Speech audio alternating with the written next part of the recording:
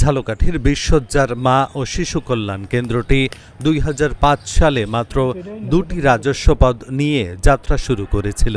২ দশক পেরিয়ে গেলেও জনবল কাঠামোতে কোনো পরিবর্তন হয়নি। ৩ বছর ধরে শূন্য রয়েছে একমাত্র মেডিকেল অফিসার পদ। বর্তমানে সদর উপজেলা পরিবার পরিকল্পনা অফিসের একজন চিকিৎসককে অতিরিক্ত দায়িত্ব দিয়ে কার্যক্রম চালানো হচ্ছে। কেন্দ্রটিতে অপারেশন থিয়েটার থাকলেও অ্যানেস্থেশিয়া চিকিৎসক ও শিশু বিশেষজ্ঞ না থাকায় অধিকাংশ সেবা বন্ধ রয়েছে। জরুরি অপারেশনের জন্য অন্য প্রতিষ্ঠান থেকে চিকিৎসক আনতে হয়। ফলে নিরাপদ মাতৃত্ব নিশ্চিত করতে নির্ধারিত ১৬ ধরনের সেবার বেশিরভাগই পাচ্ছেন না সেবাগ্রহীতারা। দীর্ঘ ১.৫ বছর ধরে গার্ড, আয়া, ওয়ার্ড বয়, পরিচ্ছন্নতা কর্মী ও অ্যাম্বুলেন্স চালকের পদ শূন্য। জনবল সংকট মোকাবেলায় অন্য প্রতিষ্ঠান থেকে কর্মী এনে কার্যক্রম চালানো হচ্ছে। চিকিৎসক ও প্রয়োজনীয় জনবল না থাকায় সেবা ব্যাহত হচ্ছে। ভোগান্তিতে পড়ছেন সেবা প্রত্যাশীরা। আমাদের এখানে লোকবলের সমস্যা, যেমন সিকিউরিটি নাই, আনসার, তারপর আয়া নাই, পিয়ন নাই। তারপর আমরা যে ভিজিটর আছি ৩ জন, এখানে রোস্টার ডিউটি মেনটেন করতে হলে ভিজিটরও দরকার। আর ডাক্তার তো আসছে এখন, অ্যানেস্থেসিয়া সপ্তাহে 2 দিন থাকে। আর আমরা রিসেন্টলি সিজার শুরু করার চেষ্টা করতেছি। এখানে আমাদের একটা এমসিডব্লিউসি চালাইতে হলে অনেক স্টাফ লাগে, ফুলফিল ডিউটি করাইতে হলে অনেক স্টাফ লাগে, যেগুলো আমাদের এখানে নাই। ম্যান পাওয়ার যেটা নাই, আয়া নাই, পিওর নাই, ভিজিটর আমরা 3 জন আছি। এদের 24 ঘন্টা রোস্টার অনুযায়ী ডিউটি করতে আমাদের অনেক কষ্ট হয়ে যায়। আর এটা দেওয়া আমাদের উপরস্থ কর্মকর্তাদেরও ওরকম হয়ে ওঠে না, সুযোগ হয়ে ওঠে না, কারণ আমাদের যে পরিমাণে লোকবল দরকার সেটা আমাদের পোস্টিংই নাই, মানে অনেক কোটা খালি আছে। হ্যাঁ, ইউনিয়ন লেভেলে দেখা যায় 2-3টে ইউনিয়ন একজন ভিজিটর সামলাচ্ছে। আমাদের এখানে আয়া, পিয়ন, ক্লিনিয়ার, নিরাপত্তা পুরো কিছুই নাই। আমরা আছি 2 জন।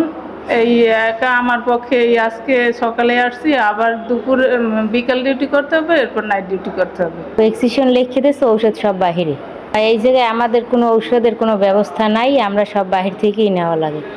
এই জায়গায় থাকলে আর কি বাহিরে কেনা লাগে না, আমাকে টাকা খরচ হইতে না, সুবিধা হইতে, কিন্তু সব তো বাহিরে টাকা খরচা করেই কেনা লাগে।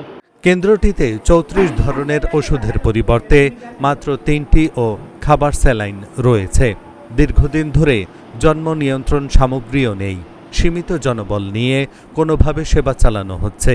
শূন্য পদ পূরণ হলে সেবার মান উন্নত হবে বলে জানান মেডিকেল অফিসার। আউটডোর বেসিসে মা ও শিশু স্বাস্থ্যসেবা পুরোটাই চলমান আছে। আমাদের ওষুধ সাপ্লাই না থাকার কারণে আমরা রোগীকে ঔষধটা আমরা সাপ্লাই করতে পারতেছি না, যেহেতু আমাদের ওষুধ সাপ্লাইটা ঢাকা থেকে আসে, ঢাকা থেকে আসতেছে না। কিন্তু আমরা যা খবর পেয়েছি যে রিসেন্টলি একটা ওষুধের আর কি সাপ্লাই আসবে, তখন থেকে আমরা রোগীকে দিতে পারবো। আর এখানে সিজারিং কার্যক্রমটা আসলে এই বিল্ডিংয়ে আপনার সংস্কার কার্যক্রম চলতেছে। তো সংস্কার কার্যক্রমের ভিতরে দেয়াল আপনার হলো পুরোটাই ভেঙে নতুন করে রং করে করতেছে। তো এর ভিতরে তো সিজার চালানোর মতো আসলে যে স্টাইল পরিবেশটা নাই দেখে এটা বর্তমান বন্ধ আছে। তো সংস্কার কার্যক্রম শেষ হওয়ার পরে আমরা আবার নতুন করে সিজার কার্যক্রম চালু করার জন্য উদ্যোগ নিচ্ছি। নতুন পদ তৈরি ও প্রয়োজনীয় জনবল নিয়োগের মাধ্যমে সমস্যার স্থায়ী সমাধানের উদ্যোগ নেওয়ার দাবি জানান জেলা পরিবার পরিকল্পনা কার্যালয়ের উপপরিচালক। ওষুধ এই মুহূর্তে আমাদের সারা বাংলাদেশেরই সংকট রয়েছে, শুধু আমার ঝালকাঠিতে নয়, আমাদের বিভিন্ন ইউনিয়নে, বিভিন্ন উপজেলাতে তথা সব জায়গাতে ওষুধ ঘাটতি আছে। এটা একটা স্বাভাবিকভাবেই আমাদের এই একটু সমস্যা। এটা হয়তো উঠতে যাবে, আমাদের ঊর্ধ্বতন যারা রয়েছেন তারা চেষ্টা করছেন, আমরা শীঘ্রই ওষুধ পেয়ে যাব। এবং আমি গতকালকে জেনেছি আমরা ডিডিএস কিট কিছু জেএফডব্লিউসিতে এবং এমসিডব্লিউসি আমরা দিয়ে থাকি, সেটা আমরা দিতে পারবো খুব স্বল্প সময়ের ভিতরে। যেহেতু আমাদের যে হেমোক্লিনিক দীর্ঘদিন প্রায় 3 বছর শূন্য ছিল, ফলে অপারেশন করতে গেলে সিজার যে বিশেষ করে যেটা করতে গেলে ডাক্তারের প্রয়োজনে, সেটা অভাবের কারণেই ওখানে দীর্ঘদিন সিজার হয় না। তবে আমরা চেষ্টা করছি, এই নতুন যে ডাক্তারকে আমি ওখানে আনতে পেরেছি, তার মাধ্যমে আমরা সিজারটা পরিচালনা করব। এটা আমরা চিন্তাভাবনা করেছি এবং হয়তো শুরু হবে খুব শীঘ্রই। চিকিৎসক ও জনবল সংকটের কারণে গুরুত্বপূর্ণ এই স্বাস্থ্যসেবা প্রতিষ্ঠানটি তার পূর্ণ সক্ষমতা নিয়ে কাজ করতে পারছে না। মা ও শিশুদের জন্য নিরাপদ ও মানসম্মত স্বাস্থ্যসেবা নিশ্চিত করতে দ্রুত প্রয়োজনীয় পদক্ষেপ নেওয়া হবে, এমনটাই প্রত্যাশা স্থানীয়দের।